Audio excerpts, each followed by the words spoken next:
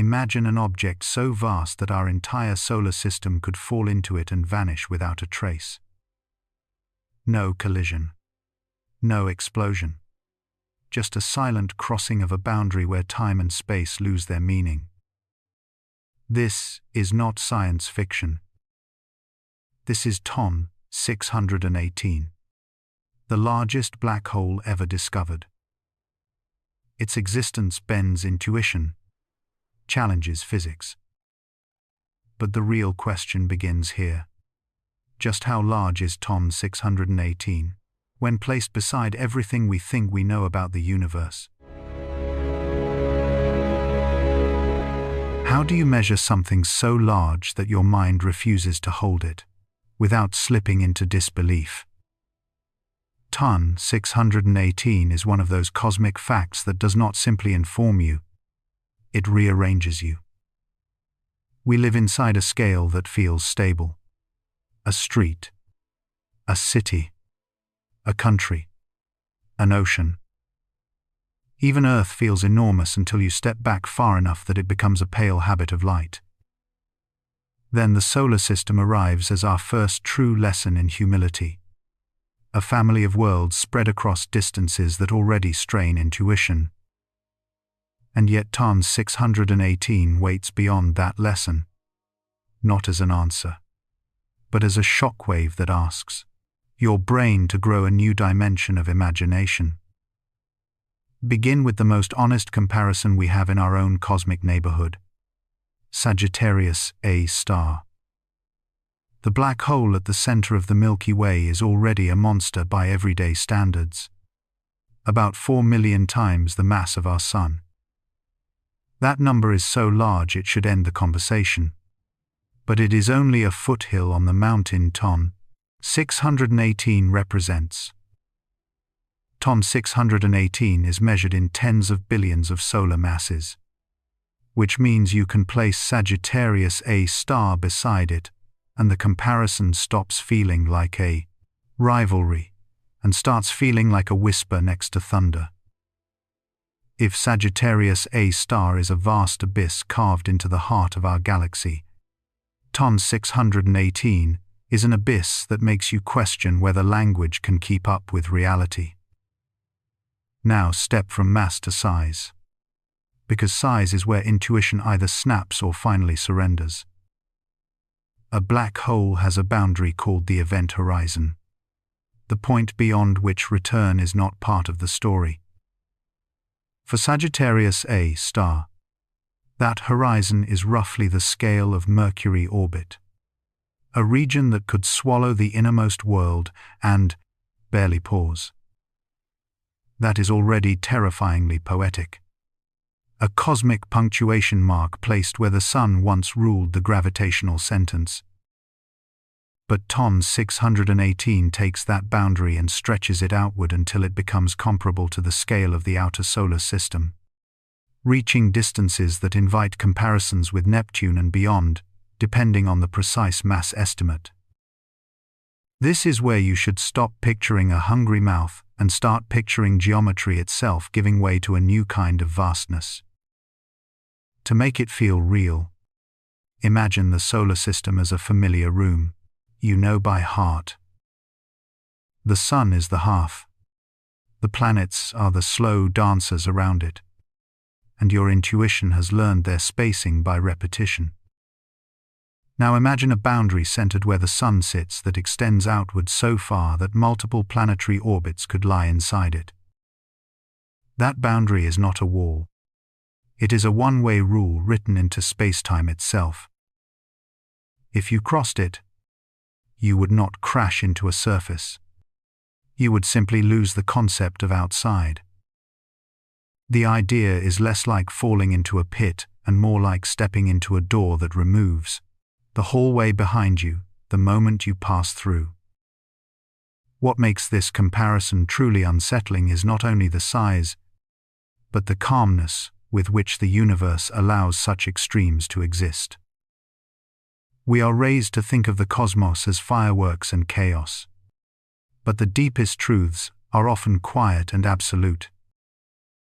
Ton 618 does not need to roar to be overwhelming. Its power is the inevitability of gravity expressed at a scale that feels like a violation of common sense. There is a quote often attributed to John Wheeler that captures the strange poetry here. Space-time tells matter how to move, and matter tells space-time how to curve. When you hold that sentence gently in your mind, Ton 618 becomes more than a giant object. It becomes a demonstration of that relationship at its most extreme. Matter has told space-time to curve so deeply that the usual idea of distance begins to feel like a fragile human habit. You can also hear the echo of Stephen Hawking in the way this story lands. Black holes are not as black as they are painted. That line is famous because it hints at radiation and subtlety. But I also hear another meaning in it. That black holes are not only darkness. They are information about the universe written in the sharpest ink we have. Ton 618 is observed as a quasar, which means we do not see the black hole itself.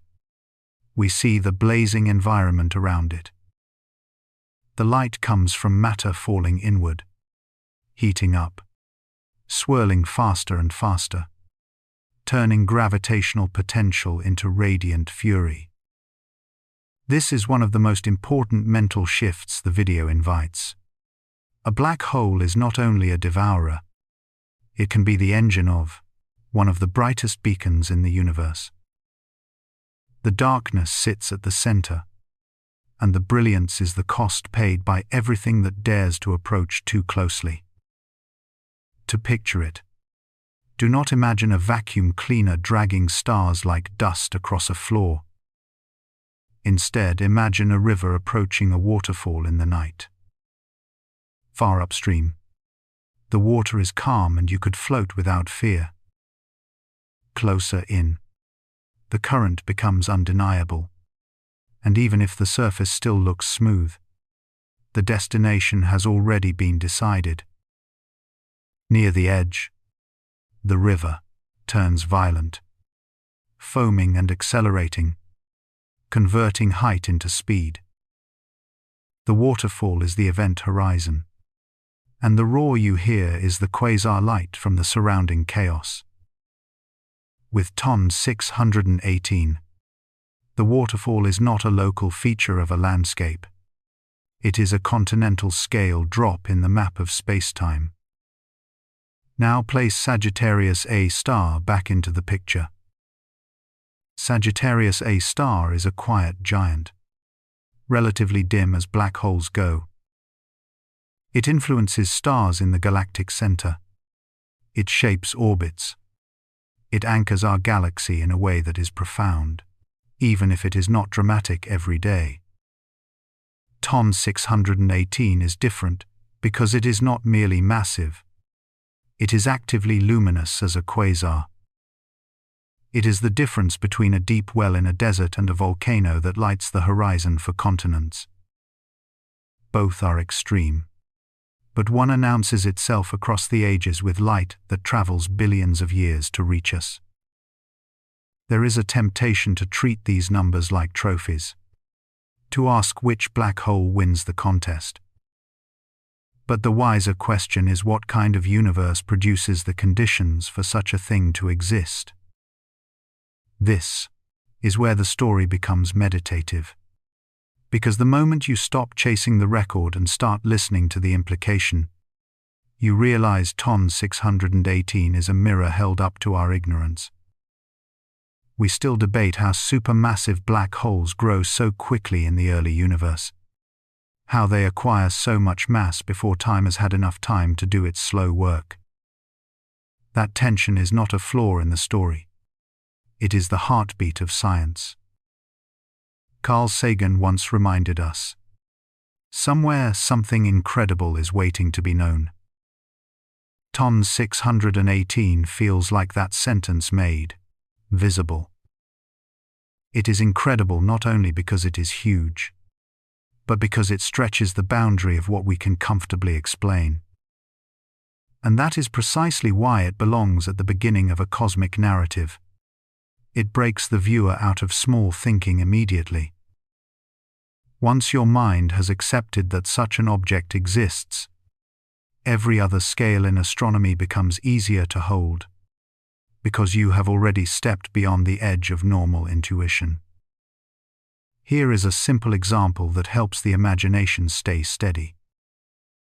Think about the sun as a single grain of sand in your hand.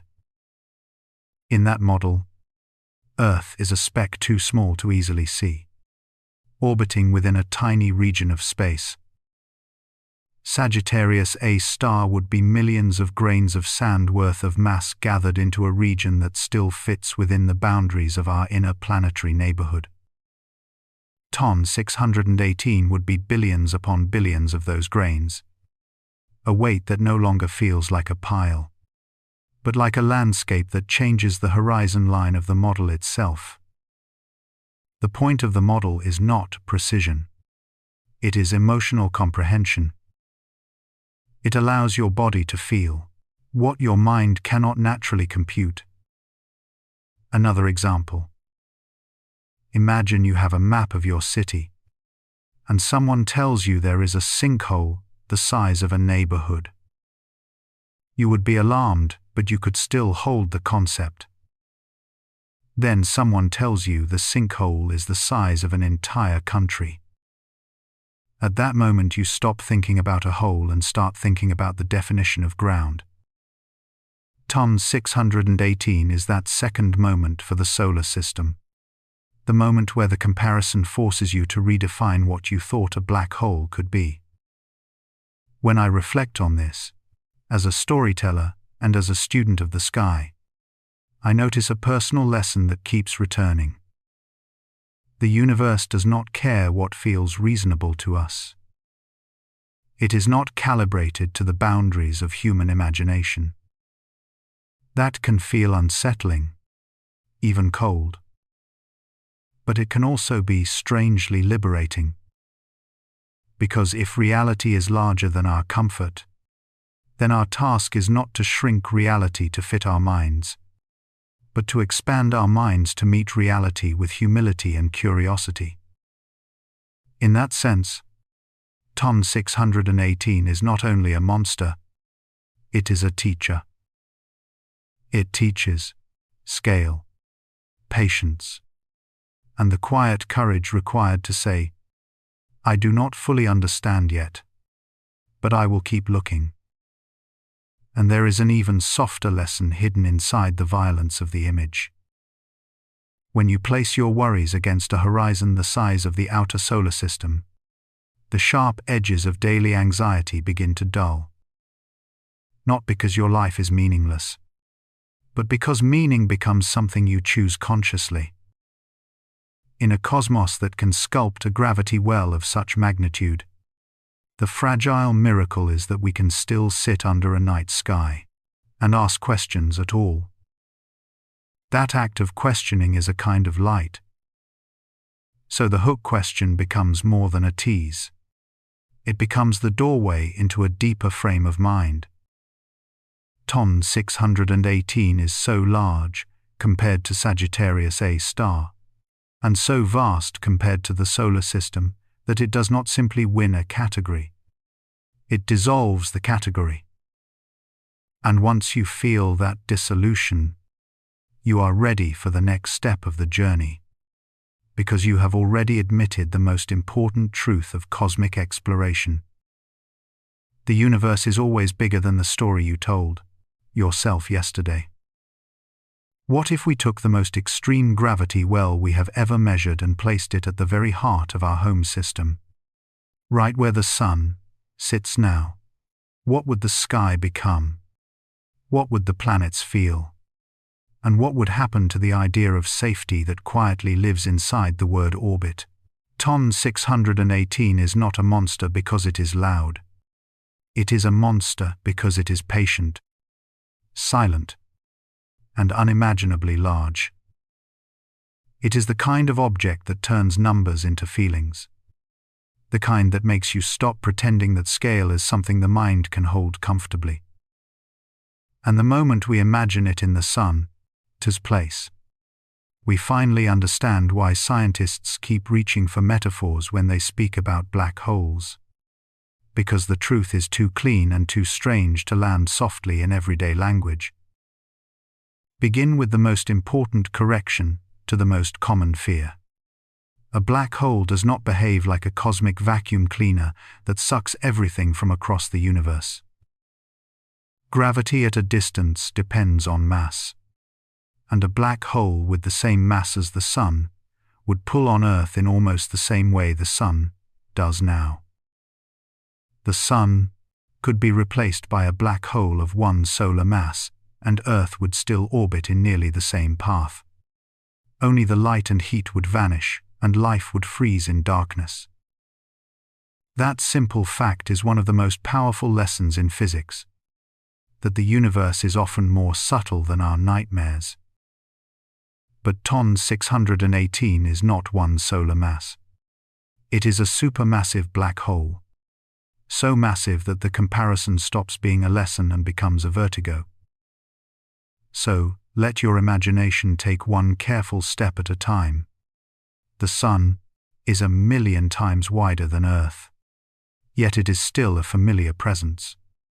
A warm disk in our sky and a steady rhythm in our days. Now imagine that the sun is gone, and in its place sits a darkness so heavy that it reshapes the entire architecture of the solar system. The first thing that changes is not the drama of planets being instantly swallowed. It is the map of what an orbit even means.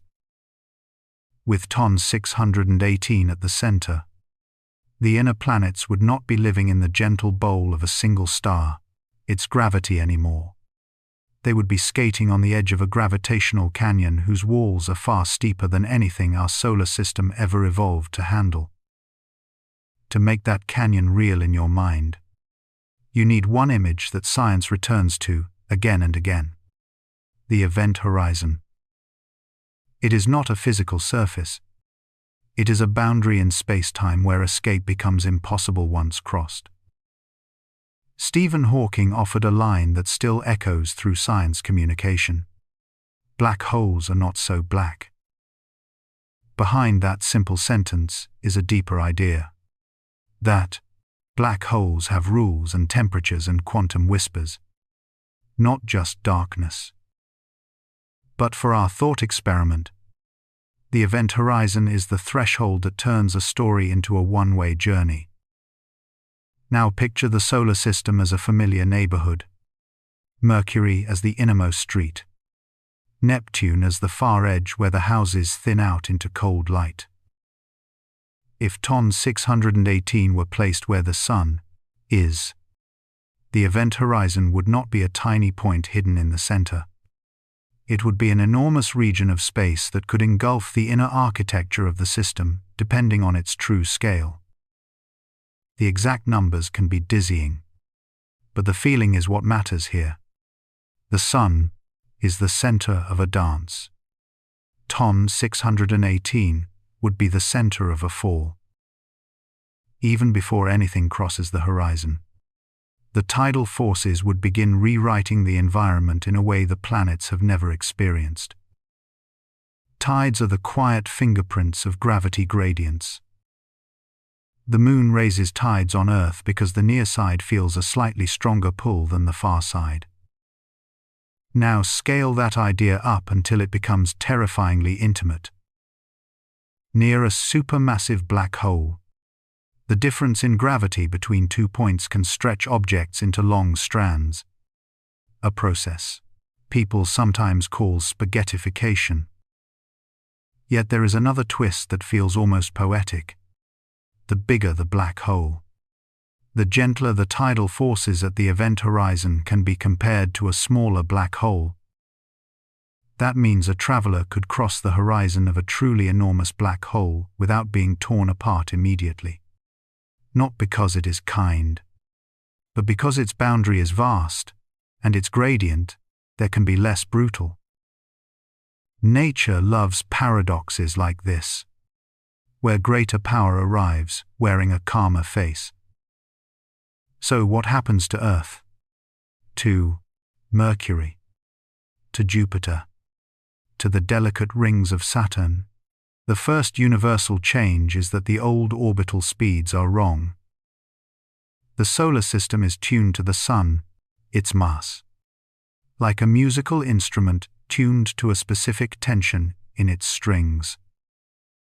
Replace the center with something far more massive, and every planet suddenly needs a different speed to remain in a stable orbit at the same distance. If the planet keeps its old speed, it would no longer trace its familiar ellipse. It would begin to spiral inward or be captured into a tighter path, depending on the details of energy and momentum. The inner planets would be the first to feel that mismatch as a rapid shift in their trajectories. You can think of it like changing the depth of a whirlpool beneath a floating leaf. The leaf does not instantly disappear, but its path becomes sharper, faster, and far less forgiving. The second change is even more emotionally immediate. The sky goes dark. There is no sunlight, no warmth, no steady stream of photons that plants have been trained to drink for billions of years. The Earth would not be ripped apart in the first moment. It would simply become a world of night. A planet still moving but suddenly orphaned from its fire. Oceans would begin freezing, from the top down. Weather would collapse into stillness, and the biosphere would retreat into whatever geothermal pockets could offer a last refuge. This is the part many people miss. That the most immediate apocalypse in this scenario is not being swallowed. It is losing the sun, those gentle gift of energy. But Ton 618 is more than the absence of light. It is also the presence of a monstrous engine, if it is actively feeding. When material falls toward a black hole and forms an accretion disk, it can radiate extraordinary energy, sometimes outshining entire galaxies when seen as a quasar. That is why Ton 618 is known in the first place, because its environment has shone across cosmic distance as a beacon of extreme physics. If such a disk formed from solar system material, the story becomes even stranger. Because the center could be both darker than night and brighter than a galaxy, depending on where you stand and what direction the jets point. The universe is capable of that kind of contradiction. A darkness that lights the cosmos by destroying what it consumes. Here is where the words of Carl Sagan feel less like poetry and more like guidance. Somewhere something incredible is waiting to be known. The incredible thing here is not only the black hole. It is the way this thought experiment trains our intuition to respect scale. We spend our lives in a world where cause and effect feel local, where danger has edges we can see, where distance feels like protection. But in gravity, distance is not a wall. It is a gradient. A supermassive black hole teaches you that the center of a system is not just a location. It is a rule book that every orbit obeys. Now imagine standing on a frozen Earth in that eternal night, watching the stars without the sun, its glare. The Milky Way would blaze in detail, and the planets might still be visible as cold, wandering points. But their motions would be wrong to any ancient astronomer, because the clockwork would be falling out of tune. Mercury might race in a tighter loop. Venus might drift into a new resonance. Earth might begin a slow inward migration, or be kicked into a more eccentric orbit through gravitational interactions as the whole system readjusts. Jupiter, the great guardian in our current system, would become something else. Not a shield, but a heavy dancer trying to keep step on a floor that has suddenly tilted. To make the scale land in your body, try a simpler analogy.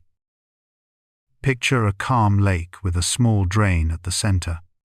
Leaves drift toward it slowly. Most never reach it. Now imagine the drain expands to the size of a stadium and the lake deepens into a funnel. The same leaves now curve sharply and accelerate.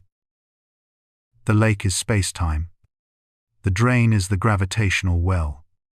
And the leaves are planets that once believed their paths were permanent. Nothing in this analogy is perfect, but it carries the emotional truth that a change in the center changes the fate of everything that thought it was merely passing by. Albert Einstein gave us the sentence that underwrites all of this. Gravity is not a force pulling through space as much as it is the shape of space-time itself. John Wheeler later compressed the idea into a phrase that still feels like a mantra. Space-time tells matter how to move, and matter tells space-time how to curve. Put Ton 618 at the center, and you are not just swapping objects. You are rewriting curvature on a scale the solar system was never built to sing within. That is why the question feels so irresistible, because it reveals that our world is not held together by solidity, but by a geometry we usually never notice. There is also a philosophical ache hidden inside this scenario. A black hole is a place where our descriptions reach a limit, not because reality stops, but because our tools do. Hawking reminded the world that black holes are not final mysteries, but laboratories for deep laws, and his work made people confront a possibility that feels like a koan. Information might not behave the way our intuition demands. When you place Ton 618 into the Sun's seat in your mind, you are practicing that humility, accepting that the universe has corners where even our best language becomes approximate. From a content creator, its perspective. This is why the visualization question is so powerful. People do not argue about numbers. They argue about pictures inside their heads.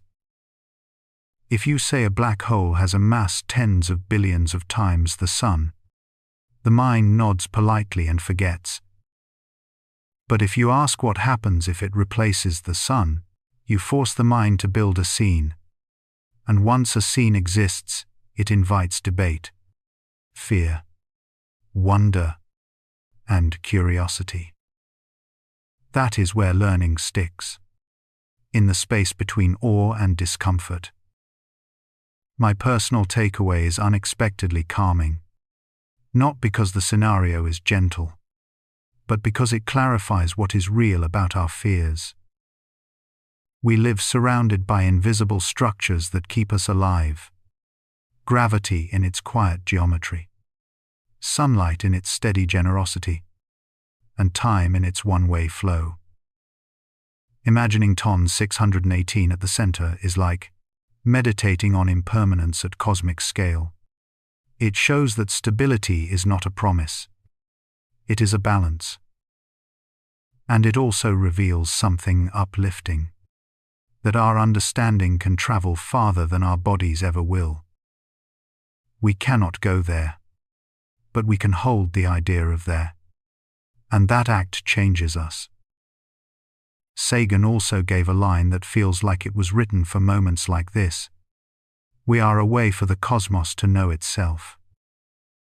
If that is true, then asking what happens when Ton 618 replaces the Sun is not just entertainment.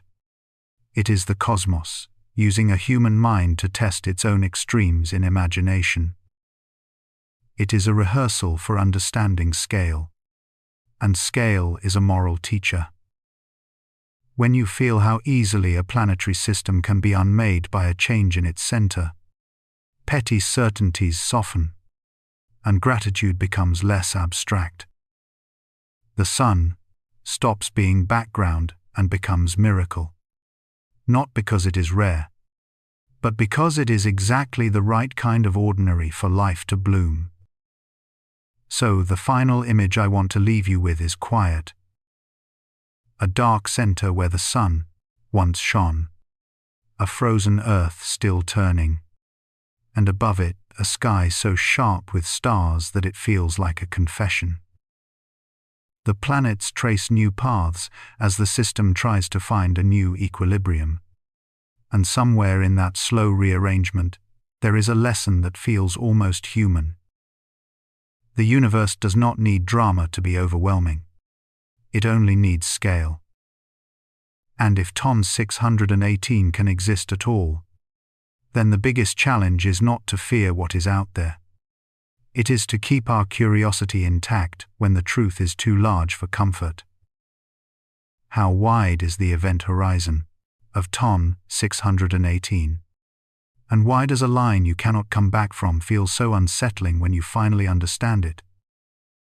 Imagine standing on a quiet beach at night. Waves rolling in with a rhythm so gentle that you stop noticing where water ends and sky begins. Now imagine walking forward, step by step, until the sand beneath your feet slowly slopes away. Not suddenly, not violently, just enough that one more step means you will never climb back out. That invisible slope is closer to what an event horizon really is than any dramatic wall of darkness. It is not a cliff, not a gate, not a glowing boundary in space. It is a quiet rule built into reality, and TON 618 carries that rule on a scale so large it swallows our sense of proportion whole. To understand why the horizon of TON 618 feels almost unreal, start with something deeply familiar: gravity as we live with it every day. When you throw a ball upward, it slows, stops, and comes back down. That simple motion already contains the idea of escape. How fast something must move to leave forever. Earth's gravity demands a speed of about 11 kilometers per second. Fast, but imaginable with rockets and equations. The sun's gravity is stronger, and closer in the required speed rises sharply. Now push that idea patiently to its extreme, until the required escape speed is no longer thousands of kilometers per hour, but the speed of light itself. At that moment, escape stops being a question of engines and becomes a question of existence. Because light is not just fast.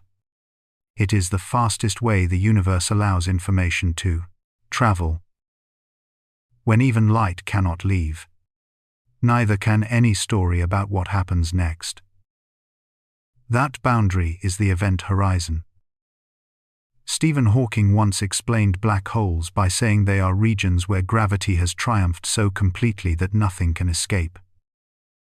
But that sentence becomes far more personal when the region is not microscopic or distant, but vast enough to compare to your own cosmic neighborhood.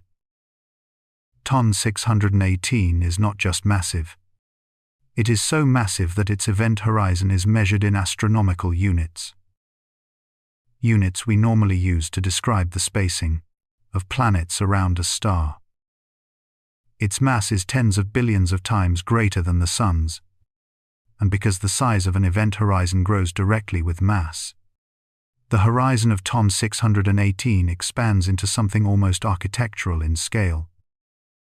If you could draw it as a circle and place it where the Sun now sits, that circle would stretch far beyond the orbits of the inner planets, beyond Jupiter and Saturn, and deep into the outer reaches where icy worlds drift in silence. Our entire solar system would fit comfortably inside a single point of no return. This is where many imaginations instinctively reach for violence, for crushing forces and instant destruction.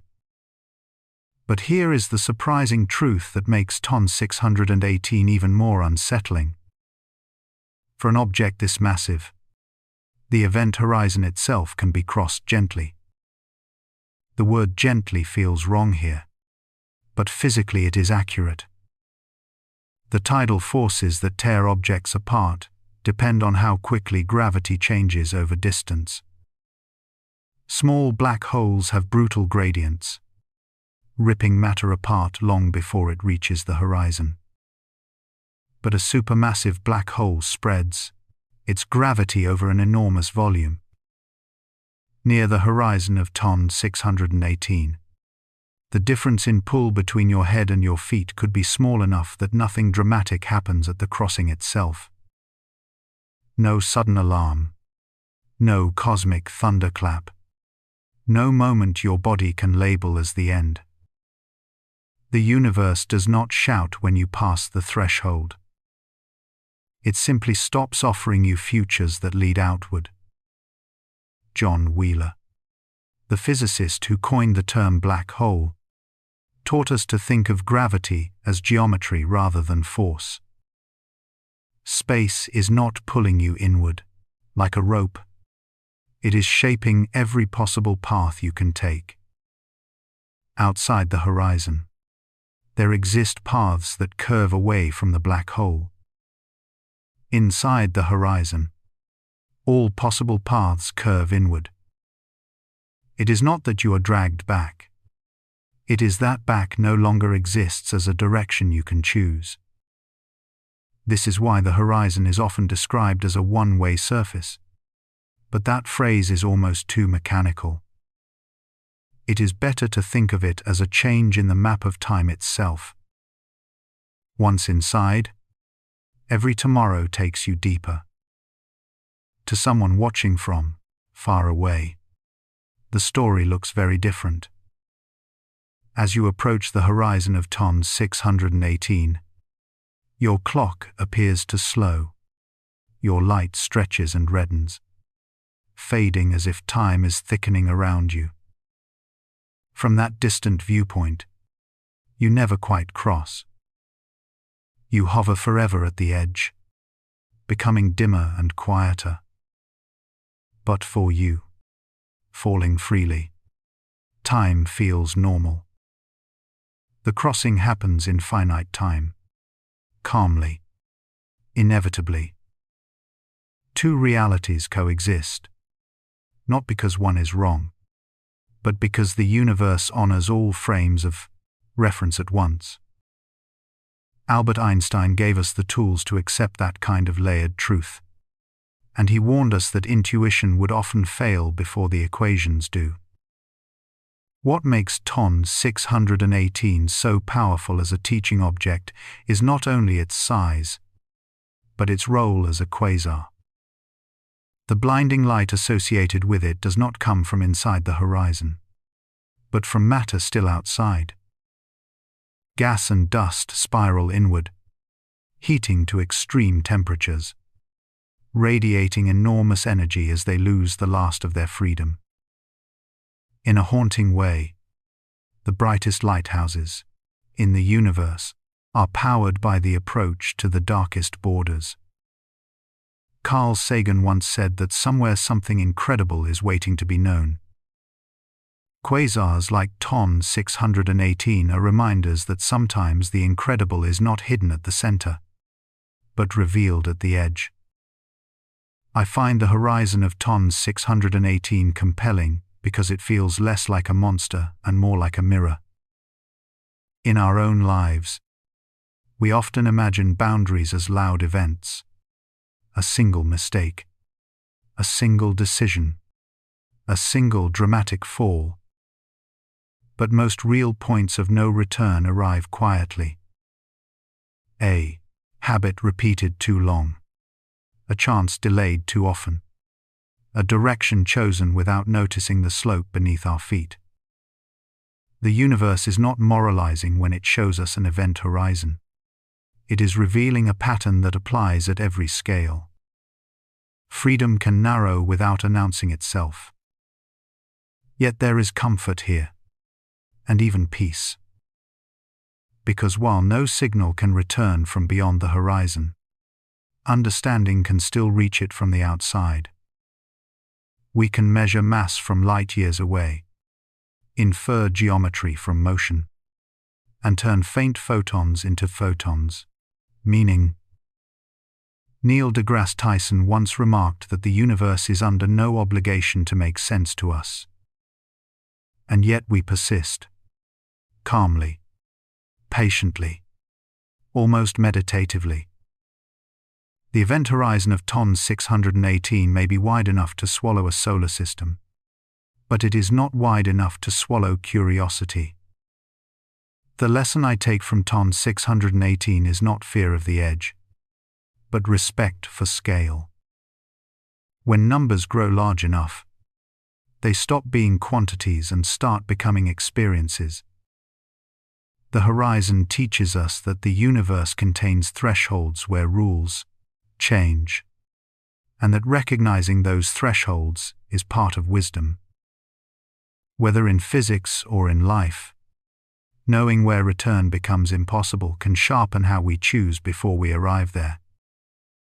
TON 618 stands as a silent reminder, not that we are small, but that we are capable of understanding things far larger than ourselves.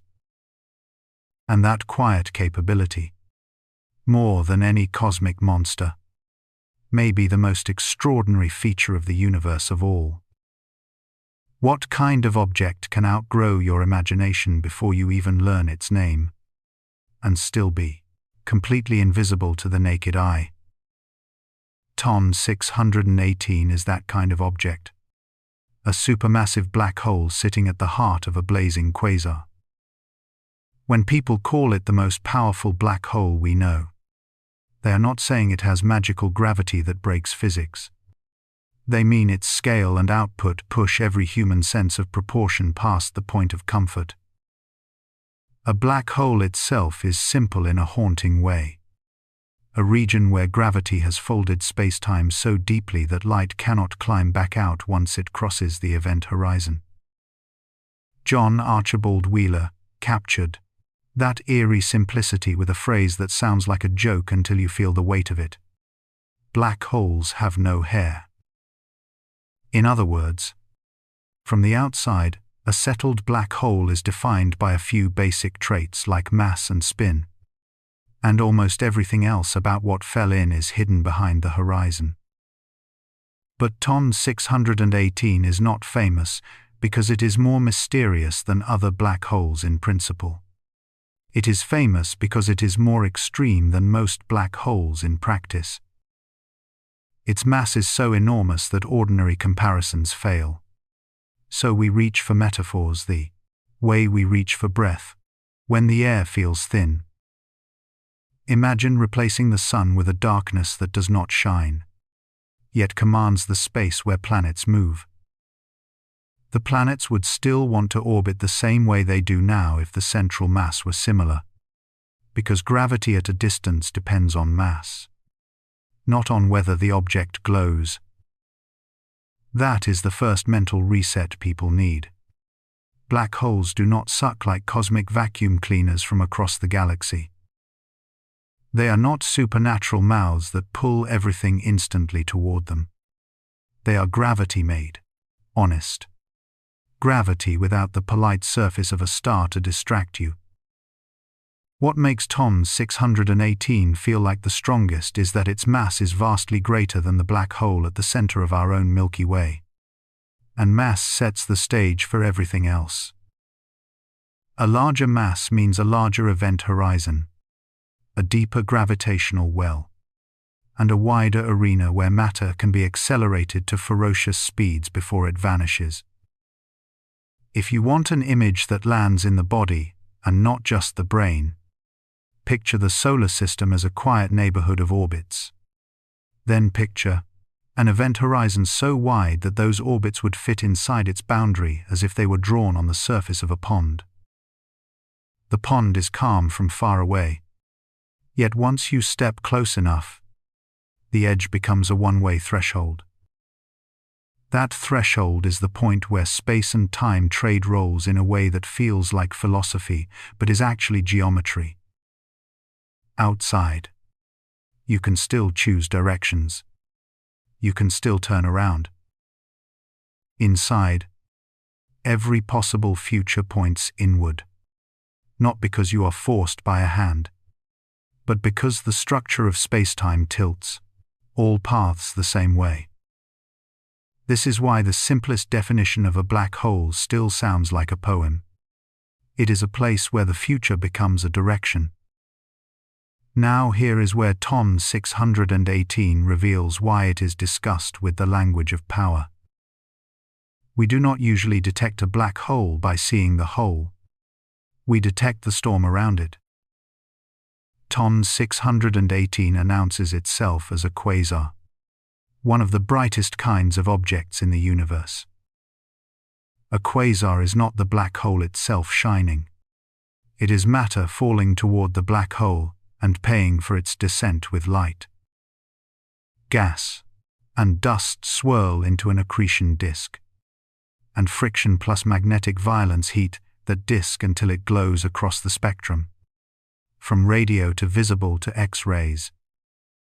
Some of the infalling material is flung into jets that spear outward at near light speed, carving their signatures into space across distances that make galaxies look small. If you have ever seen water spiral into a drain, you already hold the seed of the idea. But now scale that drain until it is measured in light years, and scale the water until it is made of ionized plasma hotter than anything you can touch without it ceasing to be your hand. That is not exaggeration. It is simply what happens when gravity provides the drop and physics provides the bill. This is why calling TON 618 powerful is really about the engine it can run, how much mass it can command, how much matter it can process, and how much energy can be released in the bright ring just outside the point of no return. It is also why Stephen Hawking could say something that sounds almost comforting even in the presence of such darkness. Black holes ain't as black as they are painted. He meant it in a technical sense about quantum effects and information, but it also works emotionally. The universe keeps surprising us by refusing to stay simple in the way our fears demand. And yet the simplicity of the black hole definition remains. And that tension is part of what makes TON 618 feel like a sacred object for science communicators. It is a clean concept wrapped in a violent reality. The next question people ask is always the same. If it is so far away and so invisible, how do we even know it exists? The answer is that we follow the light that should not be there. Quasars can outshine entire galaxies from immense distances, because they convert gravitational potential energy into radiation with terrifying efficiency. We measure the spectrum of that light. We see emission lines broadened by gas moving at extreme speeds. We infer the mass required to keep that gas bound, and we watch how the quasar feeds and flickers over time. It is like standing outside a sealed concert hall at night, hearing the music through the walls, and reconstructing the size of the orchestra by the force of what shakes the street. You do not see the instruments directly, but the world around them cannot hide the fact that something enormous is playing. TON 618 becomes a lesson in indirect knowing, the way astronomy often is. We are detectives of light, reading the signatures left on photons that have traveled for ages to reach our small eyes.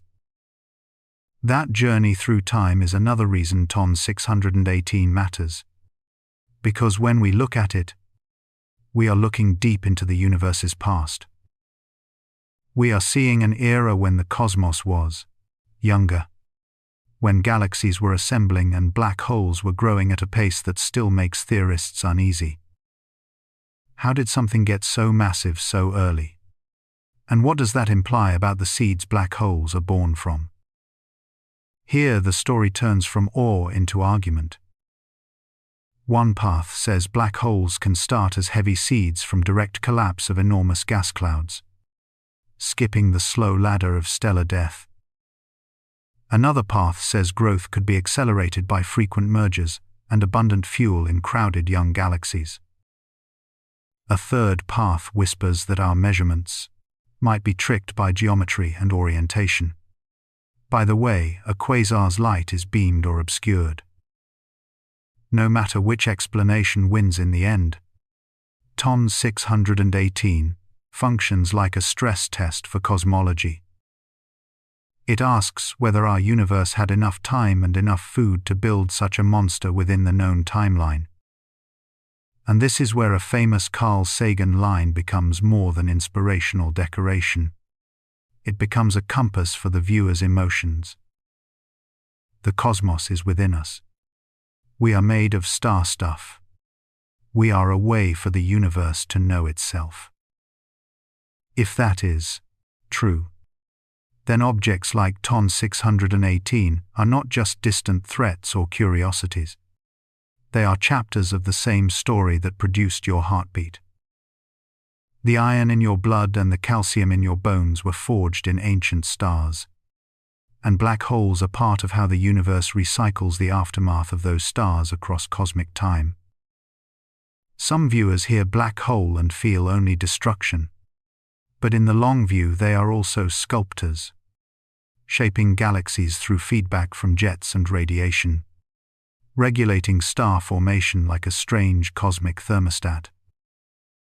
The power that frightens is also the power that organizes. To make this tangible, imagine a city at night seen from an airplane. You can tell where the highways are by the ribbons of light, where the dense neighborhoods are by the clusters of brightness. Now imagine that a single industrial furnace in the center could flare so bright that it changes how the entire city breathes, pushing smoke and wind patterns outward for miles. A quasar powered by a supermassive black hole can be that furnace on a galactic scale. It can heat gas, stir it, eject it, and sometimes starve its own galaxy of the cold material needed to form new suns. That is power with consequences. And yet there is a quieter kind of power in TON 618, the power to humble the mind without humiliating it. When I sit with this story in a true tin and thinned-in mood, I notice that the most unsettling part is not the darkness. It is the scale of indifference. TON 618 does not hate us. It does not chase us. It does not even know we exist. It simply is. A consequence of the universe allowing gravity to accumulate without mercy and without emotion. That realization can feel cold at first. But if you stay with it, it becomes strangely warm. Because it means meaning is not handed to us by the cosmos. We are invited to create it. The lesson I take from TON 618 is not that we are powerless, but that power comes in many forms. There is the power of mass and gravity that bends light, and there is the power of curiosity that bends attention. TON 618 may be the most extreme black hole we know. Yet the most extraordinary thing in this entire narrative might be that tiny creatures on a small planet can infer its existence at all. We cannot touch it. We cannot visit it. We cannot photograph the horizon the way we did for nearer black holes.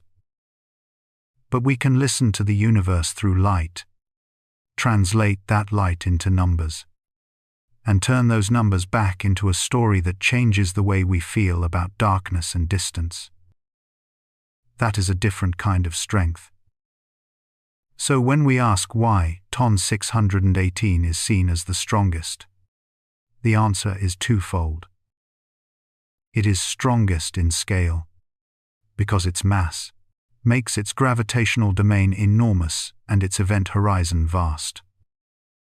And it is strongest in display, because as a quasar it reveals how violently the universe can convert falling matter into radiant energy. Yet the deeper point is what it does to us. It shocks us into silence, Then it nudges us into questions. And finally it leaves us with a kind of peaceful discomfort. If nature can build an object that feels like the edge of comprehension, then maybe our job is not to conquer that edge, but to keep walking toward it with humility and wonder. And that leads naturally to the next step in the journey. Because once you accept what ton 618 is, you cannot avoid the comparison that makes your stomach drop. Ton 618 is real. It exists in the same universe as us. So how large is it when placed beside everything we think we know about the cosmos? And what does that say about the true scale of reality? What kind of engine could outshine an entire galaxy while fitting inside a region not much larger than our solar system, and do it from billions of light years away? That question is the doorway into ton 618 as a quasar. Because a quasar is not a separate object from a black hole in the way people imagine. It is a phase. A moment in a galaxy's life when a supermassive black hole is being fed so intensely that the act of feeding becomes the brightest light show in the cosmos. Ton 618 is famous because the central black hole is staggeringly massive. Yet the reason it looks so impossibly bright is not the darkness itself. It is the blazing ring of matter that spirals toward the edge of no return, the accretion disk. If you want the simplest picture, imagine a whirlpool in an ocean at night, except the water is gas and plasma heated to temperatures that make it glow like a star factory. And the whirlpool is so deep that space and time tilt toward it. As matter falls inward, it does not drop straight down like a stone. It circles, collides, rubs, and fights itself for the right to move closer. That friction is not a small detail. It is the secret of the light. Every collision converts orbital motion into heat, and heat into radiation, until the disk becomes a layered furnace, whose inner regions glow in ultraviolet and X-rays while outer regions glow in visible and infrared. You can think of it like cars packed onto a circular highway where every lane change creates sparks. Except the sparks are photons, and the highway is made of curved space-time. This is why quasars can be so bright that they drown the starlight of the galaxies that host them. The galaxy becomes the stage, but the quasar becomes the spotlight. The counterintuitive twist is that a black hole does not shine because it is swallowing light. It shines because matter is still outside the horizon while it is being shredded and heated by gravity. In that narrow interval between safe orbit and final plunge, nature runs one of the most efficient power plants we know. A nuclear reactor converts a small fraction of mass into energy, but an accreting black hole can convert a much larger fraction of the infalling mass into radiation before the rest disappears. This is why quasars feel almost supernatural.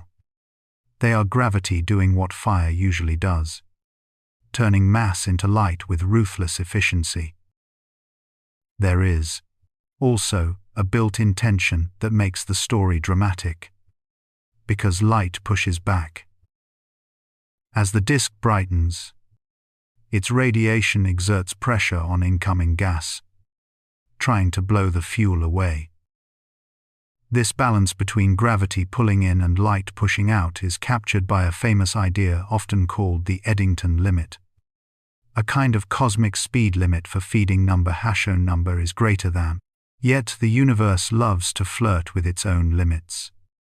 And the most luminous quasars seem to sit near that boundary for long stretches, as if the black hole is eating while the glow tries to slam the door. When you picture ton 618 as a quasar, picture a colossal heart pumping energy while a storm tries to tear the arteries apart. This is also where the disk stops being merely a disk and becomes a whole ecosystem of extremes.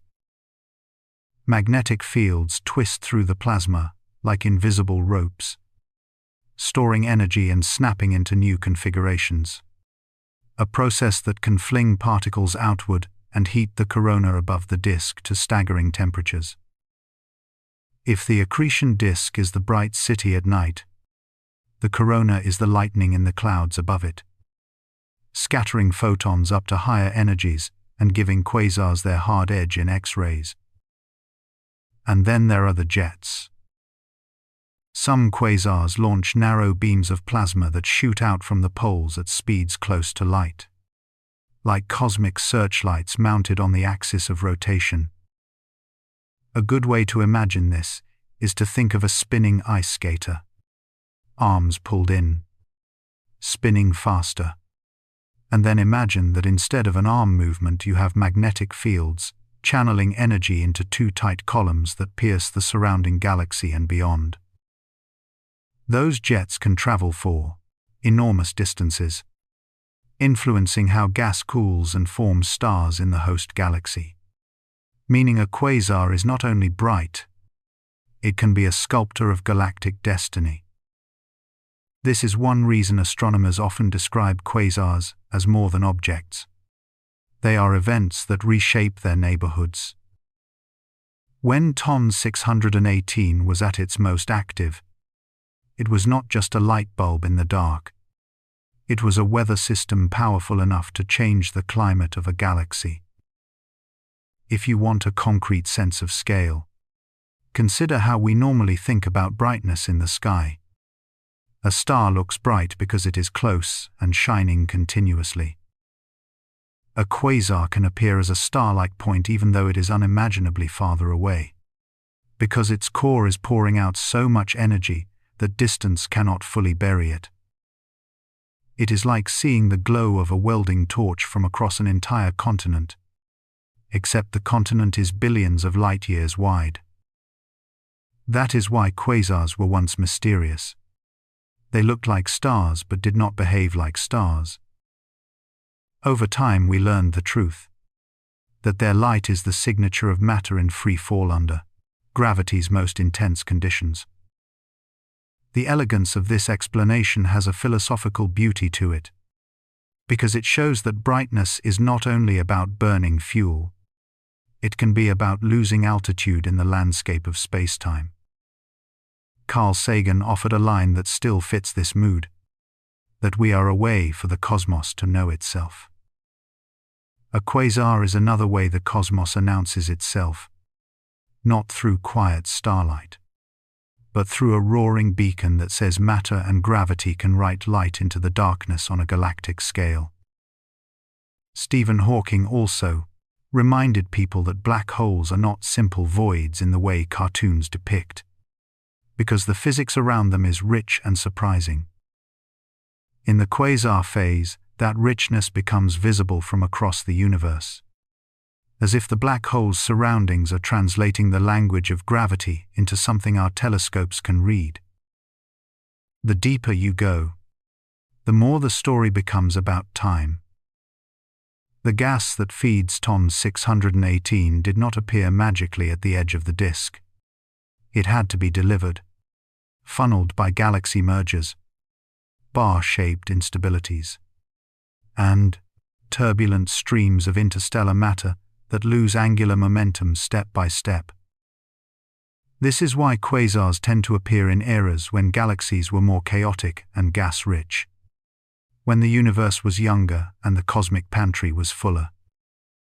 So when you look at TON 618's quasar light, you are not just seeing a single monster eating. You are seeing a whole cosmic supply chain at work. From the large-scale motion of galaxies down to the microscopic collisions in plasma near the horizon. That is the hidden link between the supermassive black hole and the accretion disk. The disk is where the grand inflow is converted into heat and light, where the universe pays the bill for feeding a giant with photons instead of coins. Another way to make this intuitive is to compare it to a waterfall. Water at the top has gravitational potential energy, and as it falls, that energy becomes motion and then heat and sound when it crashes into rocks. An accretion disk is a waterfall whose drop is measured not in meters but in the curvature of spacetime, and whose crash is not into rocks but into itself as orbiting streams collide, shock. The light is the spray from that crash. Except the spray is ultraviolet and X-rays that can ionize gas and light up the universe around it. When the disk is extremely hot and dense near the center, it can produce a spectrum that tells astronomers about temperature gradients, velocities, and composition. In that sense, the quasar is not just bright, it is informative. A lighthouse whose beam carries fingerprints of the engine that made it. There is also a subtle emotional point that matters for storytelling, because the brightness of TON 618 is not a gentle beauty like a nebula. It is a violent beauty. It is beauty made from matter being torn apart in slow spirals. Each orbit a final argument between order and collapse. Yet out of that violence comes a clean signal, something we can measure and learn from. This is why many astrophysicists speak about black holes with a kind of reverence. Not because they romanticize destruction, but because black holes turn the abstract geometry of relativity into observable drama. Kip Thorne has often emphasized that black holes are among the most perfect and extreme predictions of general relativity, and quasars are one of the loudest ways those predictions announce themselves across cosmic distances. When you connect all these threads, TON 618, as quasar becomes a meditation on extremes. At the center is silence, a horizon that emits nothing to us directly. Around it is a luminous ring of struggle, matter converting its last orderly motion into heat and light. Above it is a corona flashing with magnetic violence, and in some cases jets carving long straight lines through the galaxy, like calligraphy written at near light speed. Beyond it is the host galaxy absorbing and responding to that energy, forming fewer stars in some regions, compressing gas in others, changing its own future because of a single central engine. And beyond that is us, tiny observers receiving ancient photons that left when Earth had not yet become what it is today. The brightness you see is therefore not only power, it is history. It is causality stretched across time. So when someone asks why TON 618 is so frighteningly bright, the answer is almost poetic. It is bright because gravity can be a furnace, because in falling matter must shed energy to fall inward, because collisions and magnetic fields turn orbital motion into radiation, because the universe briefly allows a black hole to dine near the limit where its own light tries to stop the feast. And it is bright because in that phase the universe is not hiding the monster. It is illuminating the banquet hall around it so vividly that we can see it from the far side of time. When you hold that idea gently in your mind, the quasar stops being just a fact and becomes a question you can feel in your chest. If TON 618 can blaze like this for a cosmic moment, what does that say about the hidden engines in the universe that are quieter than quasars, and harder to notice, and maybe even more common? Where is TON 618, and how far into the past are we really staring when we talk about it? That single question sounds simple, but it quietly rearranges the way the mind holds time, distance, and meaning. Because in astronomy, far away does not just mean far in space. It also means deep in memory. Every photon is a messenger, and every message arrives late. The night sky is not a live broadcast. It is an archive in motion. When you look at the moon, you see it as it was about a second ago. When you look at the sun, you see it as it was about 8 minutes ago. When you look at a bright star like Vega, you see it as it was decades ago. And when you look toward a remote quasar like TON 618, you are not just looking across space. You are looking across billions of years of cosmic history. That is why this object feels so unreal. Not only because it is monstrously massive, but because it is a relic of a universe that no longer exists in the form you are witnessing. TON 618 is associated with a quasar, a beacon powered by a supermassive black hole feeding on surrounding matter. It sits at an immense cosmological distance, so great that the light reaching our telescopes today began its journey when Earth itself was still young by cosmic standards. In that time, the universe expanded. Galaxies collided and reshaped. Stars were born and died in uncountable generations. The signal we receive is like a postcard mailed from a different epoch, with a stamp from the early universe and a delivery route that took longer than human civilization has existed. And that is the first shift the video wants you to feel. That distance is not just a ruler measurement. It is a time machine built into the laws of physics. There is a famous line from Edwin Hubble that frames this feeling with quiet humility. Equipped with his 5 senses, man explores the universe around him and calls the adventure science.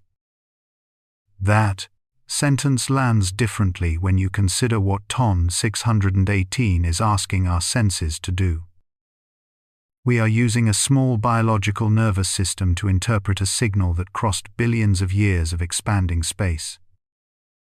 The miracle is not only that the light arrives, but that we can translate its faint whisper into a story about where it came from. Now comes the second shift. What does it mean to say TON 618 is billions of light years away? The phrase sounds like a straight road with a fixed length. But the universe does not hold still while light travels. Space expands, stretching the path itself. So there are layers of distance that matter. Light travel time, the distance when the light was emitted, and the distance right now as the universe continues to grow. This is why cosmology often speaks in terms of look-back time. How far into the past we are seeing. It is the most honest distance for the human imagination, because it translates a cold scale into a story. The story is this: the farther you look, the younger the universe becomes. To make that intuitive, it helps to walk outward in steps. Start close. Imagine a lighthouse on a distant shore and a storm that delays the beam through fog. You do not see the present lighthouse. You see a slightly earlier lighthouse. Now, step to planetary scales. If the sun vanished right now, Earth would still orbit for about 8 minutes because the last information about the sun would still be traveling toward us. That is not poetry.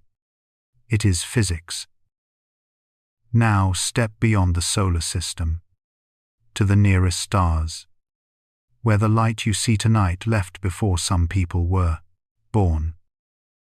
Step further to the Andromeda Galaxy, where the glow began its journey about 2.5 million years ago. That means when you see Andromeda with your eyes, you are seeing it when early human ancestors were still learning what it meant to be human. And this is still the shallow end of cosmic time. Now take the leap the video invites you to take. Imagine pushing that look-back time from millions of years to billions of years. At that scale, you are not watching a familiar universe with modern galaxies neatly arranged. You are watching an earlier stage in the universe story. A time when galaxies were more chaotic. Star formation was furious, and enormous black holes seem to be growing with an appetite that still puzzles scientists. TON 618 is one of the most dramatic examples because it is not just distant, it is extreme. A quasar shines because matter falls inward, heats up, and radiates across space before crossing the point of no return.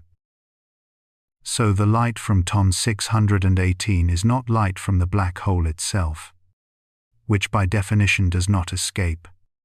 It is light from the surrounding inferno of infalling gas, a luminous ring of violence that becomes a lighthouse across time. Here is where the meditative awe begins to deepen. When we say we are seeing TON 618 as it was long ago, we are also admitting something subtle. The universe has been changing the entire time that light was traveling. The message is old, and the messenger had to cross a living universe that expanded beneath its feet. By the time it arrives, the source may have changed. The surrounding galaxy may have evolved. The quasar might have dimmed. The feeding rate might have slowed. We cannot look and confirm what it is doing right now. Not in the ordinary sense of right now. We can only receive the universe as it offers itself to us through delayed light. That is not a flaw in astronomy. It is the nature of observation itself. Stephen Hawking once put a clean blade to the heart of this longing when he said, "My goal is simple. It is a complete understanding of the universe, why it is as it is, and why it exists at all." That desire is exactly what a distant object like TON 618 stirs. Because it is not merely a record of a black hole. It is a record of an era when the universe behaved differently enough to grow such a monster so early. It hints that our neat timelines might be missing something, or that nature found shortcuts we have not fully mapped. And the moment you feel that tension, the video has you right where it wants you, balanced between understanding and wonder. So where is TON 618 inches practical terms? Not as a poetic idea but as a direction in the sky. It appears in the region of Canes, Venatici, associated with a bright quasar catalogued in 20th century surveys. The name itself carries a clue. TON comes from an old survey list, will be a shimmering memory that arrives long after the moment it describes. This is why the best examples in the video are everyday ones, because they teach your intuition to accept delayed reality. Imagine watching a fireworks show from far away across a lake. You see the burst first and hear the sound later. Light arrives quickly and sound crawls behind. In the cosmos, everything is like that, except the delays become so huge that the present can never catch up to the past you are seeing. TON 618 is the fireworks show from the other side of cosmic history.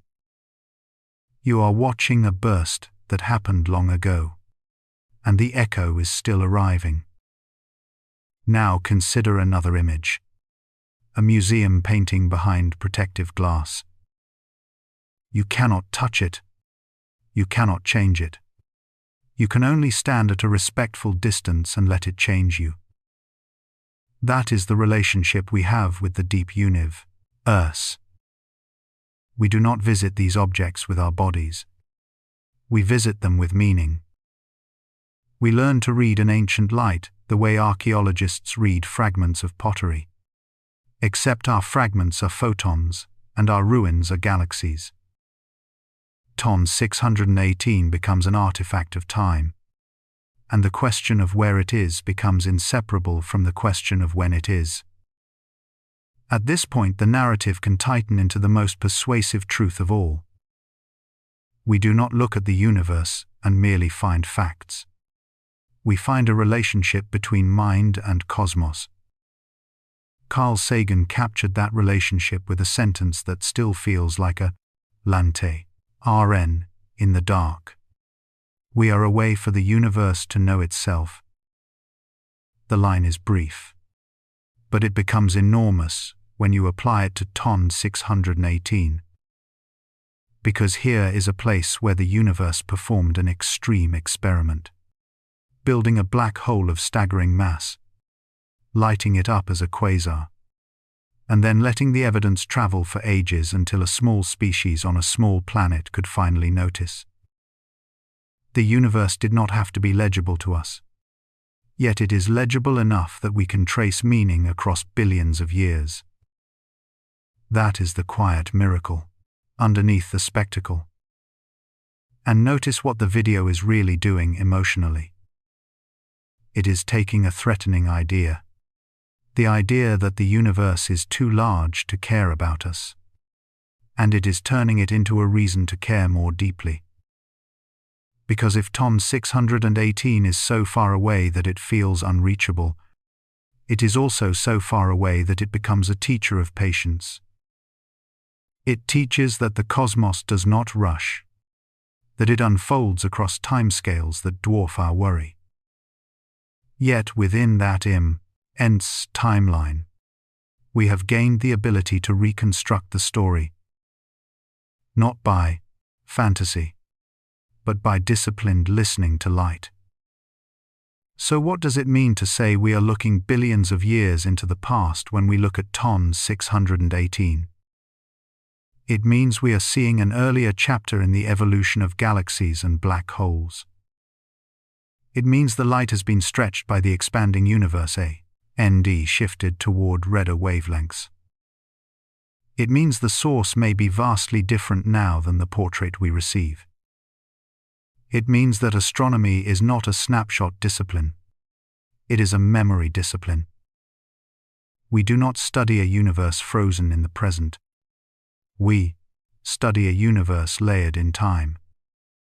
And it means that every deep observation carries an existential undertone. When you look far enough, you are looking at a world that is gone. Not gone in the sense that it vanished, but gone in the sense that you can never meet it as it is now. You can only meet its past self. And yet, instead of making that depressing, the video uses it to make the universe feel intimate in a strange way. Because the light is not a concept. It is a physical thing. Photons from ton 618 traveled through intergalactic space and entered human instruments. They were absorbed by detectors built from atoms forged in ancient stars. Those detectors sent signals into computers built by minds that evolved on Earth. In a very real sense, the journey ended inside your awareness. A path of billions of years finished as a moment of understanding. That is not small. That is astonishing. So the question of where ton 618 is can finally settle into a deeper answer. It is out there in a remote region of the observable universe, associated with a quasar that acts like a lighthouse across cosmic time. But it is also here, in the only place here the story can be understood. In a mind that can hold distance as time and time as meaning. That is why the distance is not just a number. It is an invitation to widen the soul. And if you let the thought settle like slow dust in a beam of sunlight, another question rises naturally. If we can see ton 618 only as it was billions of years ago, then how many other monsters HT exist right now beyond our still unseen, simply because their light has not arrived yet? How do you discover a monster you can never see? You start by listening, because the universe whispers long before it shows its face. Long before anyone could say the name ton 618, with confidence. Radio astronomers were sweeping the sky the way sailors once scanned the horizon. Not with eyes, but with antennas tuned to invisible wavelengths. In those early surveys, the first clue was not a photograph of a dark circle or a dramatic shadow. It was a stubborn signal, a compact radio source that refused to behave like an an ordinary star.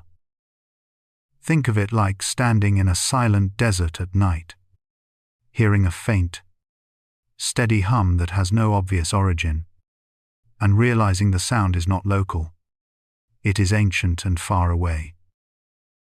That is how many cosmic discoveries begin, not with certainty, but with an anomaly that keeps calling back to you.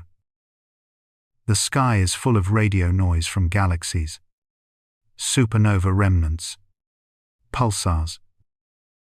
But some sources are too bright, too compact, too energetic to be explained by normal stellar processes. When astronomers noticed one of these extreme beacons, they did what science always does at its best. They asked a better question than the last one. If this is not a star, then what kind of engine can shine with the power of an entire galaxy?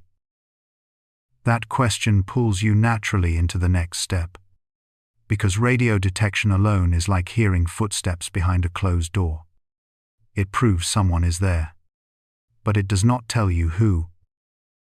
So the hunt shifted from radio maps to the optical sky, matching a radio position to a faint point of light, like matching a distant thunderclap to a tiny flicker on the horizon. When telescopes finally pinned down an optical counterpart, the object did not look like a dramatic cosmic villain. It looked almost disappointingly small, a dim dot amid countless other dots. Yet that dot carried a signature that changes everything. Spectroscopy turned the dot into a story, splitting its light into a barcode of lines and gaps that reveal composition, motion, and distance. This is where discovery becomes almost poetic, because you are not simply seeing an object. You are translating its light, turning photons into meaning. The spectral lines were shifted, stretched toward longer wavelengths, telling astronomers that the source was unimaginably far away. A signal that seemed like a local oddity was suddenly revealed as a lighthouse from the deep past. And then came the next shock. The lines were not only shifted, they were broad. Broad lines mean violent motion, gas swirling at extraordinary speeds, not gently orbiting like planets around a calm star, but racing as if it were trapped in a cosmic storm. This is the moment the invisible monster begins to take shape, not in a picture, but in physics. A quasar is what you call this kind of source, an active galactic nucleus so luminous that it can outshine the galaxy that hosts it. The power does not come from nuclear fusion like a star. It comes from gravity doing work, matter falling inward, heating up, and radiating across the spectrum. If you want an everyday analogy, imagine rubbing your hands together in the cold.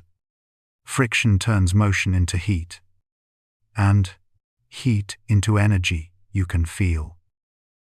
A quasar is like that analogy turned cosmic, except the rubbing is done by gas and dust spiraling at relativistic speeds, and the warmth is emitted as blinding radiation across vast distances. In this framework, the central culprit is not the light itself, but the dark anchor that forces matter into that lethal dance. A supermassive black hole. Here the story becomes even more awe-inducing, because black holes are not directly visible by nature. They reveal themselves by what they disturb, what they accelerate, what they heat. You do not spot the black hole like you spot a mountain. You infer it like you infer wind from the bending of trees. TON 618 became a prime suspect because the quasar's brightness and the behavior of its gas demanded an engine of staggering scale. Astronomers used several interlocking clues to weigh the unseen. And each clue is like a different sense confirming the same presence. One method looks at the broad emission lines and asks, how fast is this gas moving around the center? Another considers the luminosity and asks, how much matter must be falling in to power this blaze without blowing itself apart? Another leans on the idea that the more massive the central black hole, the more extreme the quasar can become before radiation pressure chokes its own fuel supply. You could think of it like trying to drink from a fire hose. The flow is so intense that you cannot easily sustain it unless you have an enormous reservoir and a mechanism to control the chaos. The estimates that emerged for TON 618 were so huge that they felt almost like an insult to intuition. Like being told an ocean fits inside a teacup. Yet the mathematics kept pointing the same way, toward a black hole of truly colossal mass, powering the quasar's furnace. This is where we can borrow a line from Stephen Hawking, who reminded us that black holes are not just cosmic vacuum cleaners, but objects that force us to confront the extremes of nature. Hawking once wrote that black holes are not as black as they seem. And while that idea is tied to quantum effects, it captures a deeper truth relevant here. The universe's darkest objects can be revealed through the light they cause nearby matter to emit. And if you want a guiding philosophy for this kind of work, Carl Sagan offered one of the most enduring reminders of scientific patience. Somewhere something incredible is waiting to be known. TON 618 is a living example of that patience, because no single observation shouted its full identity at once. It took years of listening, matching, measuring, and doubting to turn a radio signal into a cosmic giant with a name. The beauty is that each step was both humble and profound. Humble, because it relied on careful calibration and error bars. Profound, because it let human minds reach across billions of years through a thin stream of photons and radio waves. To make this easier to picture, imagine you are in a dark room, trying to identify an unseen machine. You cannot touch it. You cannot see it. But you can hear the pitch of its motor, feel the warmth it throws into the air, and watch the way dust swirls around it. From those indirect clues, you can infer whether it is a small fan or an industrial turbine. TON 618 is the industrial turbine scenario on a cosmic scale, inferred from the scream of its energized gas and the sheer power of its emission. Even the term quasar carries a history of confusion that mirrors the discovery process. Because quasars once looked like points that made no sense. Too distant to be that bright. Too bright to be that distant. The solution was not to deny the data, but to expand the model of what the universe can build. That expansion is one of the most meditative lessons of astronomy. You are constantly invited to release the comfort of familiar scales and accept that nature does not care what feels reasonable to us. At this point in the story, it is natural to ask whether we have truly seen TON 618 at all, or whether we have only built a portrait from shadows. The honest answer is that much of astronomy is precisely that art of shadows, a disciplined imagination constrained by measurement. Einstein once said that imagination is more important than knowledge, because knowledge is limited, while imagination embraces the entire world. In practice, modern astronomy fuses both. knowledge to keep us honest, imagination to keep us brave enough to follow the evidence where it leads. Following that evidence for Ton 618 means accepting that an invisible object can be weighed by the speed of gas that circles it and by the radiance produced as matter falls toward its edge. It also means accepting that discovery is not a single moment of triumph, but a slow alignment of independent methods that begin to agree more than they disagree. And there is something quietly spiritual in that process, because it mirrors how understanding grows in the human mind, not by sudden certainty, but by repeated encounters with the same truth from different angles until denial becomes harder than acceptance. So when you ask, how did humans discover Ton 618? The deepest answer is not merely that we used radio telescopes and spectroscopy, though we did. The deeper answer is that we learned to trust the faintest messengers of reality, to treat a weak signal as a doorway rather than a distraction. We learned to believe that the universe can announce its most extreme creations not with fireworks in our backyard, but with a delicate radio whisper that crosses unimaginable distance and arrives at Earth as a small irregularity in a dataset. And once we recognized it, we did what humans have always done when faced with the unknown.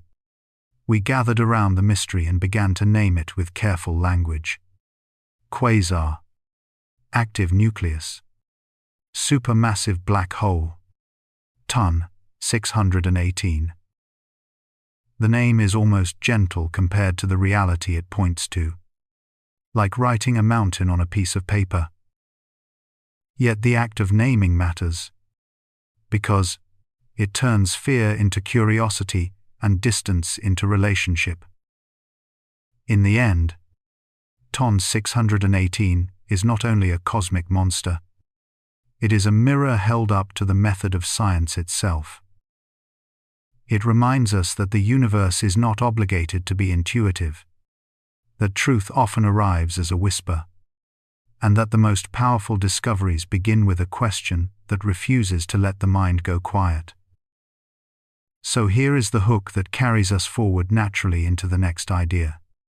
If a faint radio signal was enough to reveal a black hole of such staggering mass, then what other invisible giants are already speaking to us right now, hidden in the noise, waiting for someone to notice? What if the most unsettling thing about Ton 618 is not its darkness, but the fact that it had enough time to become a cosmic giant before the universe itself had fully settled into maturity? From the very first moment we encounter its name, a quiet tension appears, because Ton 618 should not exist so easily within our expectations. It immediately invites a question that feels simple yet refuses to stay that way. How can a black hole grow to such an extreme scale in a universe that is constantly expanding and thinning out? This question does not rush toward an answer. It drifts, circling gravity itself as if trying to understand how patience can outweigh speed. To speak of a supermassive black hole is to speak of time made visible, gravity that has been allowed to work uninterrupted for epochs. In the case of Ton 618, the numbers feel almost symbolic rather than numerical. Tens of billions of solar masses gathered into a single horizon. Astrophysics offers several paths toward such enormity, none fully comfortable, all deeply revealing. One path suggests that the universe began by planting heavy seeds, black holes born not from ordinary stars but from the direct collapse of vast primordial gas clouds. In this view, Ton 618 did not start small. It began life already leaning toward excess. As Jim Peebles once reflected, the universe is simpler in its beginnings than in its outcomes. Simpler does not mean weaker. It often means more decisive. Another path winds through violence and union. The slow choreography of mergers. As galaxies collided and fused over billions of years, their central black holes followed the same fate, spiraling together, releasing energy in gravitational waves, and leaving behind something heavier than either ancestor. This growth is not explosive. It is cumulative, like continents assembling grain by grain over geological time. Each merger adds mass, but more importantly, it adds inevitability. Then there is the path that feels almost indulgent, growth through relentless feeding. When a black hole sits at the heart of a gas-rich galaxy, surrounded by material funneling inward, accretion becomes a luminous ritual. The disk heats, matter accelerates, and energy pours outward even as mass falls in. The classic Eddington limit was long considered a natural speed limit for this process, a balance between radiation pushing outward and gravity pulling inward. Yet nature rarely treats limits as absolutes. In dense, early environments, accretion can become uneven, shielded by dust and geometry, allowing black holes to grow in bursts rather than streams. If one imagines a campfire fed slowly by hand, the Eddington limit is the careful tending. Super Eddington phases are moments when an entire log is thrown on at once. Tom 618 likely carries traces of all these histories, which brings us to a deeper unease. Does its existence challenge the foundations of cosmology itself? Or does it merely expose how narrow our expectations have been? In cosmology, time is the most precious currency. Structures require patience. Gravity needs duration. When we observe distant quasars, we are looking back to an era when the universe was young, denser, and less forgiving of shortcuts. Finding a black hole as massive as Ton 618 at such distances creates tension, not panic. Stephen Hawking once wrote that our goal is to understand why the universe exists and why it is the way it is. Ton 618 presses directly against that ambition, because it occupies the uncomfortable space between possibility and explanation. Models may need adjustment, seed masses revised, early gas flows reconsidered. Or it may be that our measurements themselves carry quiet uncertainties, because black hole mass is not weighed directly. It is inferred from light is less than $0.5 number is greater than. Motion is less than $0.5 number is greater than, and emission lines shaped by extreme physics. The universe speaks in photons, not spreadsheets. Yet Ton 618 does not feel like a rebellion against theory. It feels like a refinement tool. As Carl Sagan famously said, somewhere something incredible is waiting to be known. This black hole is not screaming that we are wrong. It is whispering that we are incomplete. And incompleteness is the natural state of science at its frontier. From this reflection, the narrative flows naturally toward consequence. A black hole of this magnitude cannot exist quietly within its galaxy. Though the event horizon itself emits no light, its surroundings can dominate the luminosity of entire cosmic neighborhoods. Matter falling inward becomes plasma. Plasma becomes radiation. And rotation weaves magnetic fields into structure. The result is the phenomenon we call a quasar, not an object, but a phase of violent communication between gravity and matter. The jets launched from such systems are among the most dramatic expressions of this dialogue. Narrow, focused, and relativistic, they can stretch far beyond the visible bounds of the host galaxy.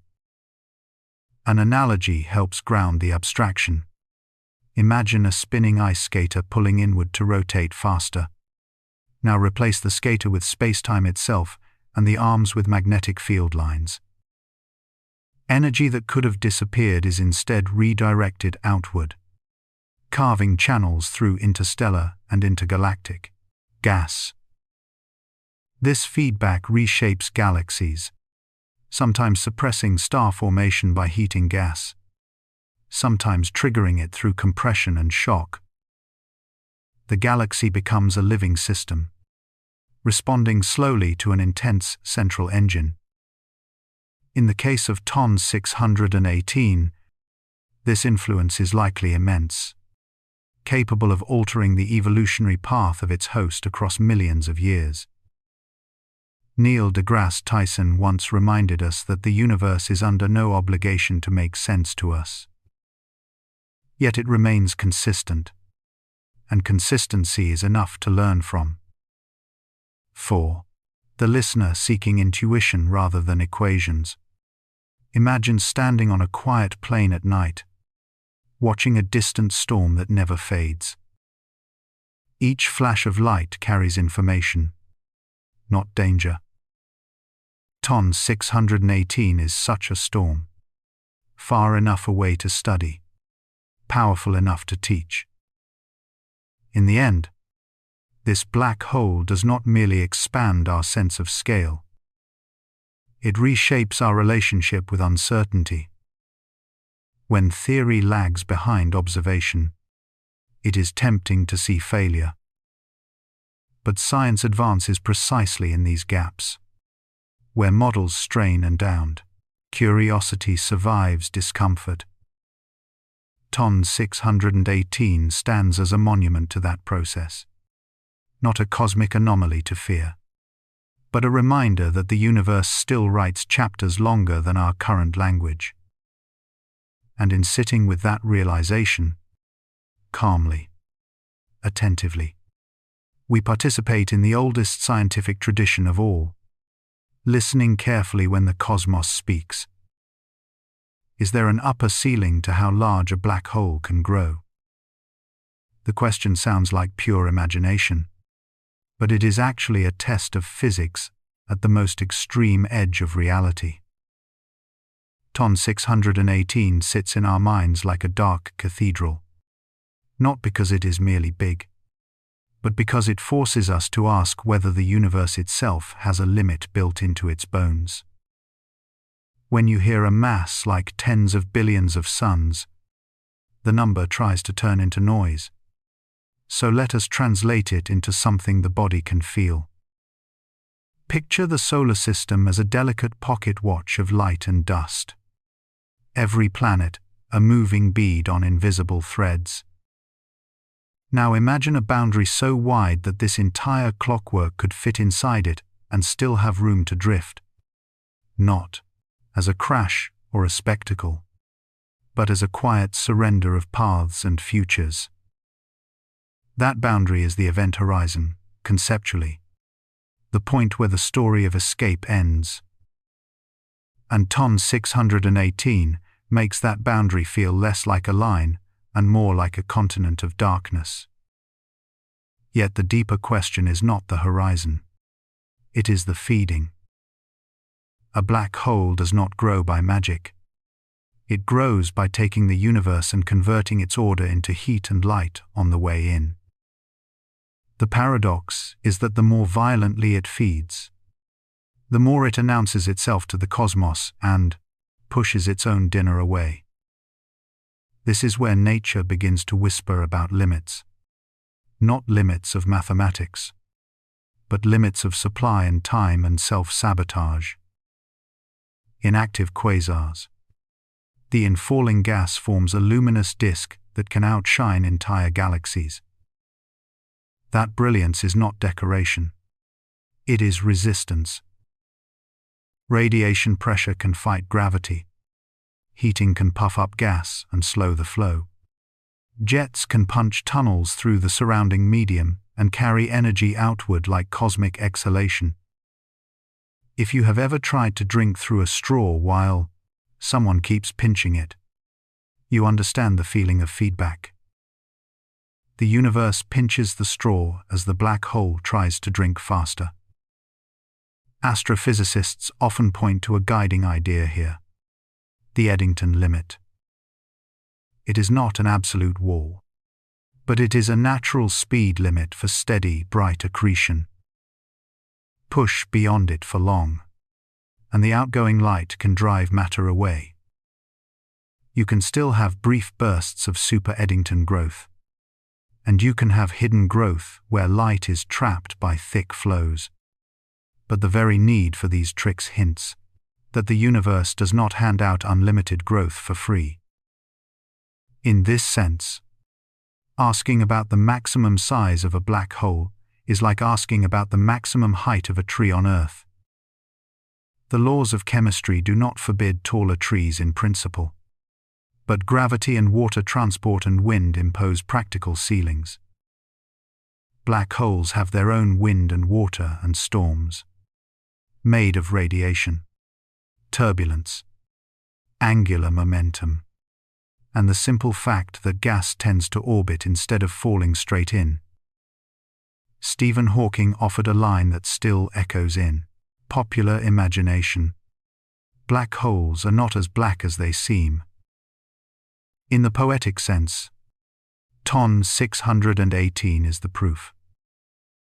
We cannot see the hole itself, but we see the universe screaming around it when it was active as a quasar. Kip Thorne often reminded audiences that we are made to understand the universe by stretching intuition with careful imagination. Ton 618 is exactly that exercise, a reality that forces imagination to become disciplined rather than dreamy. And Roger Penrose has long emphasized that gravity is geometry. That mass tells space-time how to curve, and curved space-time tells matter how to move. When you contemplate an object like Ton 618, you are contemplating geometry pushed toward its most dramatic expression. So, is there a ton of physics?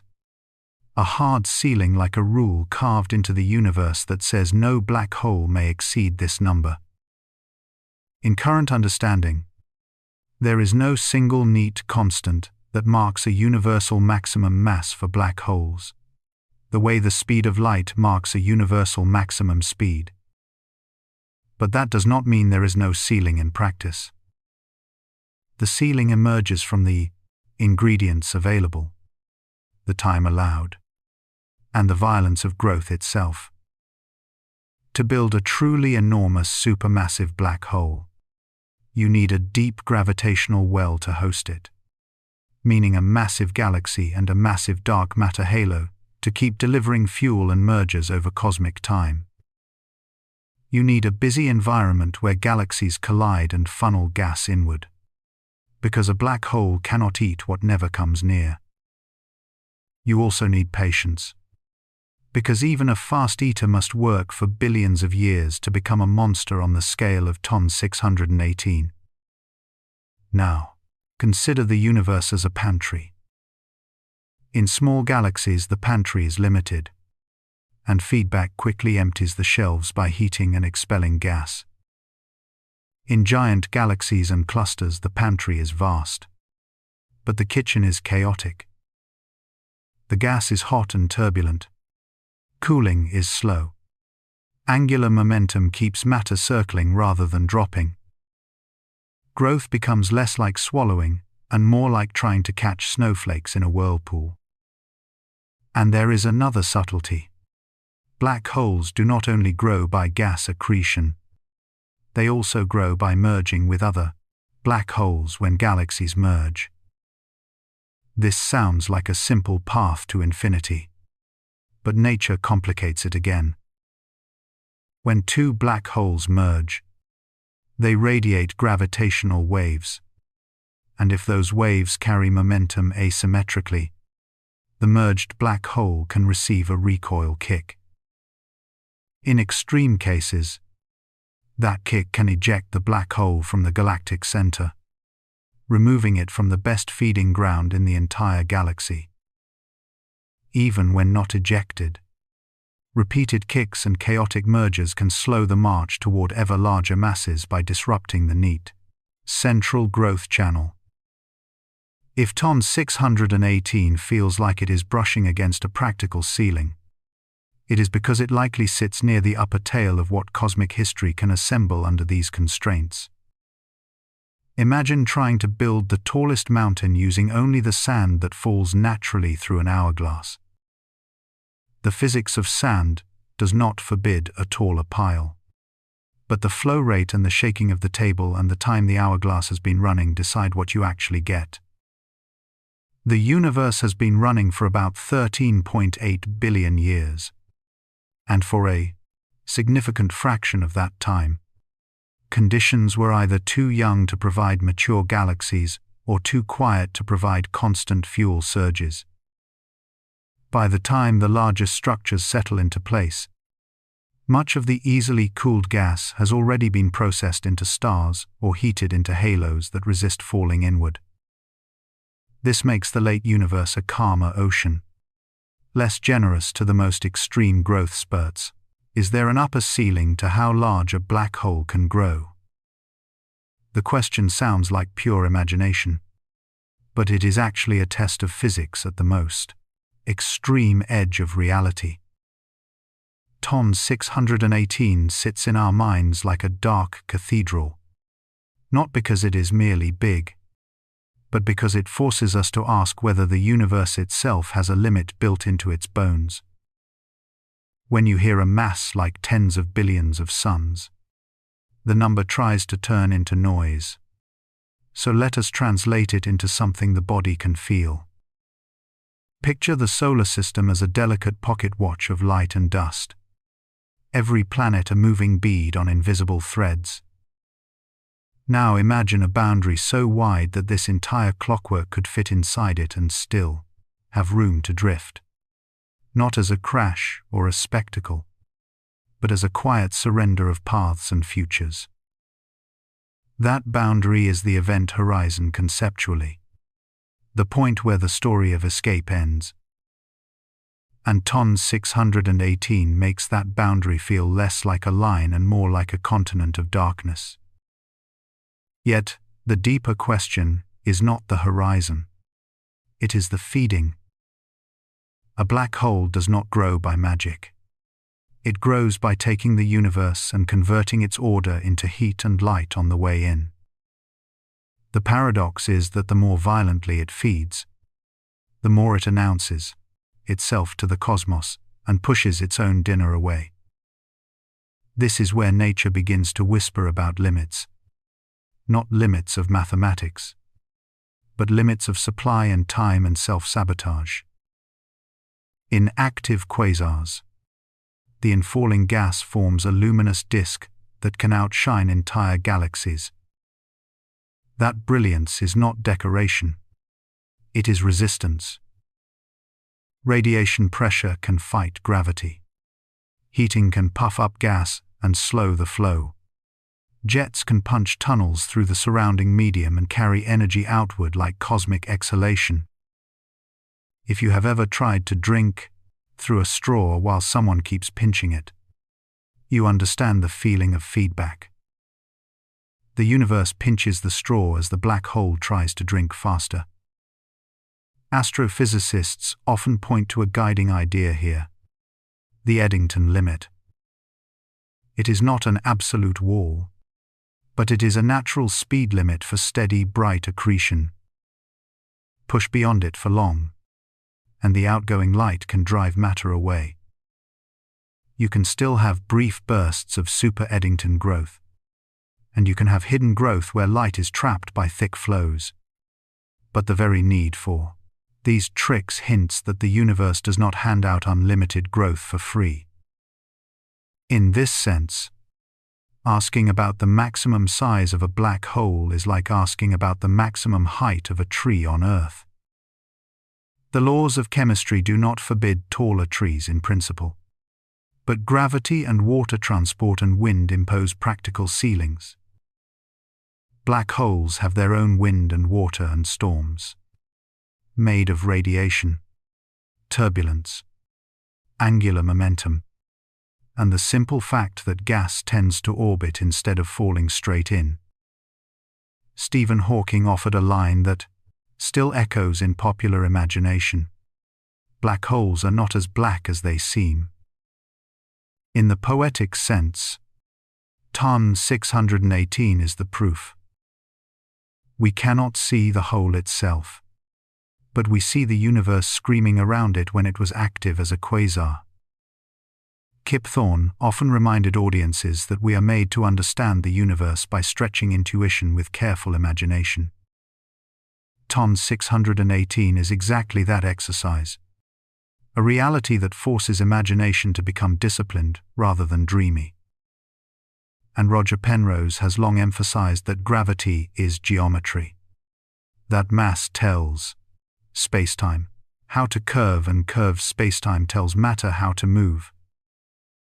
When you contemplate an object like Ton 618, you are contemplating geometry pushed toward its most dramatic expression. So is there a ton of physics, a hard ceiling like a rule carved into the universe that says no black hole may exceed this number.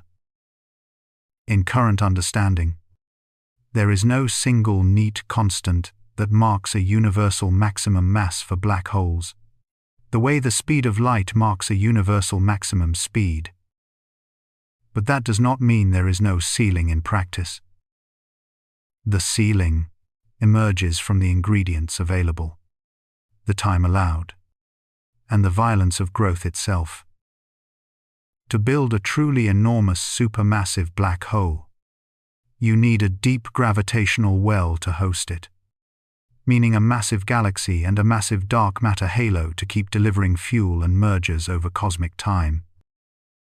You need a busy environment where galaxies collide and funnel gas inward, because a black hole cannot eat what never comes near.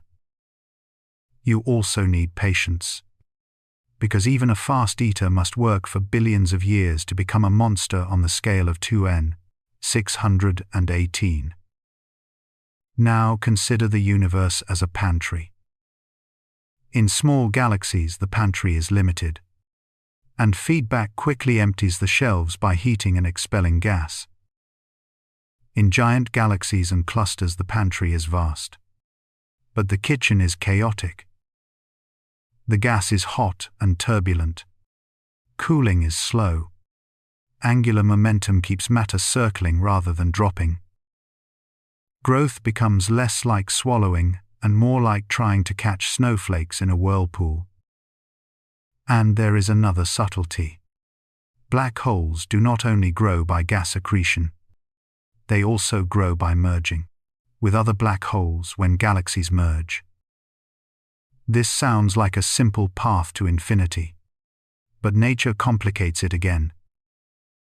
When two black holes merge, they radiate gravitational waves, and if those waves carry momentum asymmetrically, the merged black hole can receive a recoil kick.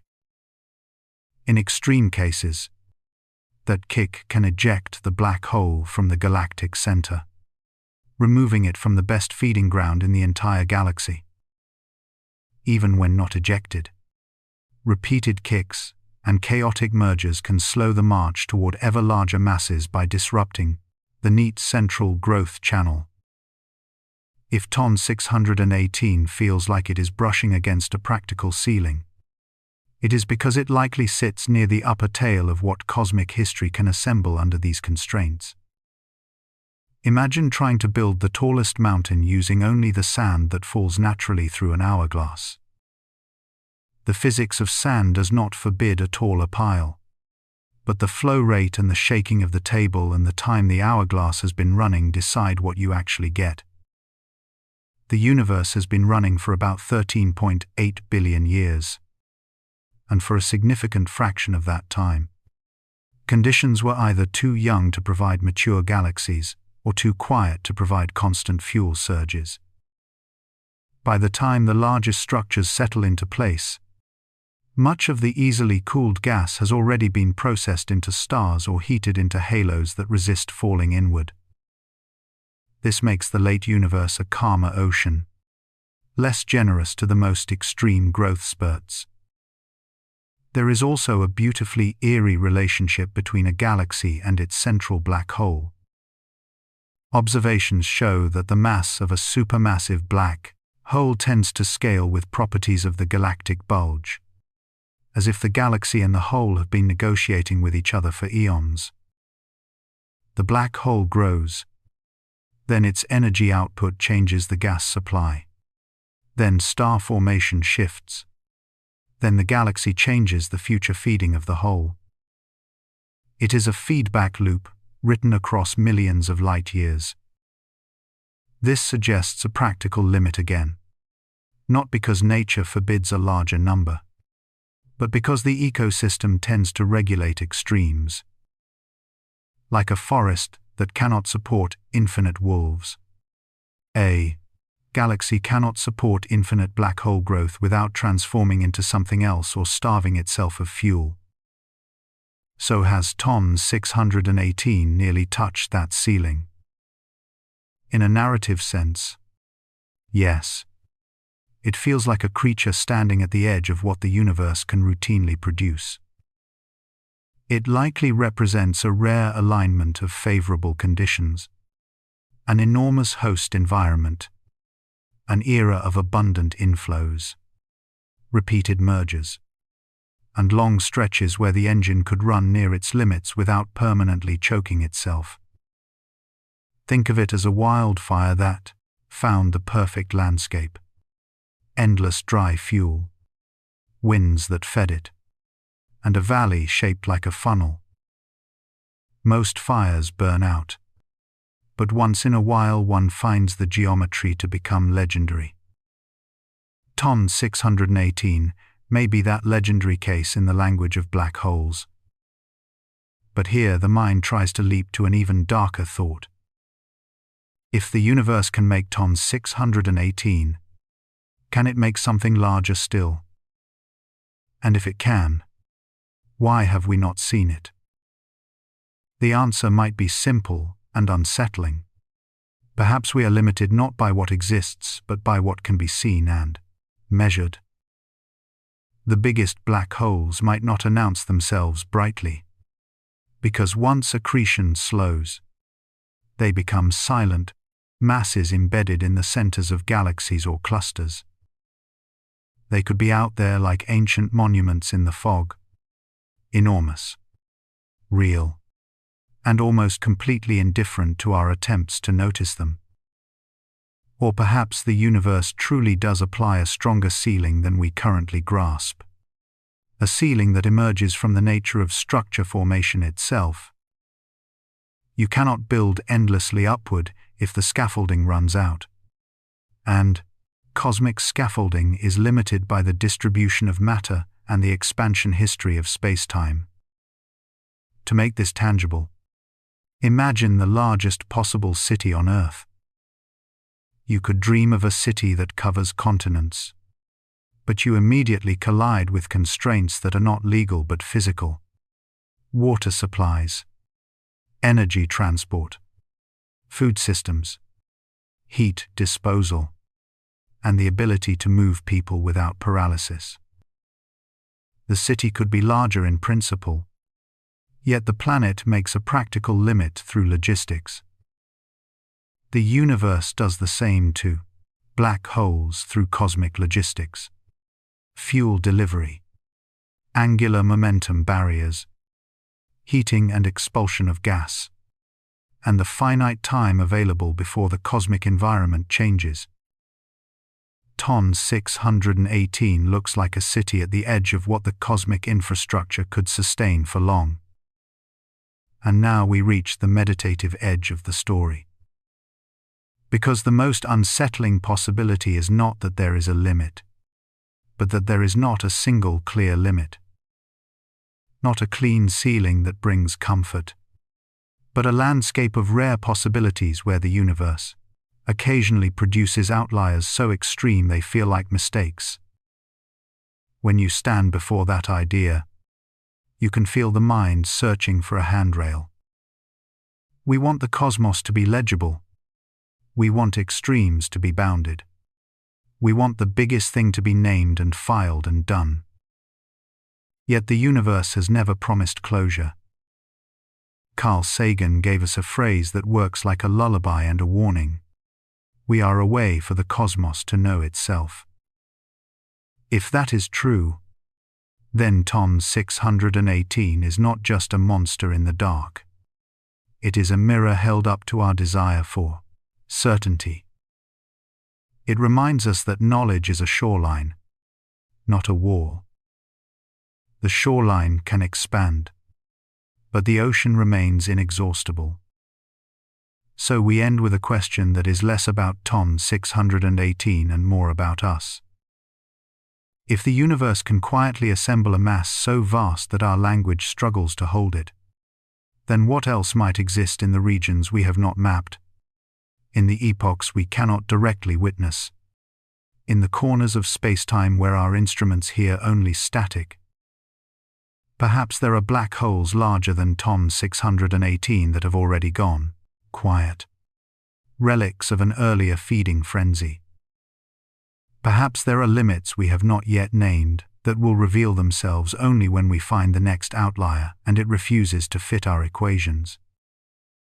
Or perhaps the most uncomfortable answer is that the universe is not obligated to make sense on human timescales. And Ton 618 is simply the first time we have felt that truth in our bones. If you let that thought settle like slow snow in the mind, it leaves behind a strange calm and a gentle dread at once. Calm, because our smallness is honest, and dread, because the unknown is not shrinking, it is waiting. And the final unease is this. If Ton 618 is already near the practical ceiling of black hole growth, then why does the universe still feel like it is hiding something even larger, just out of reach?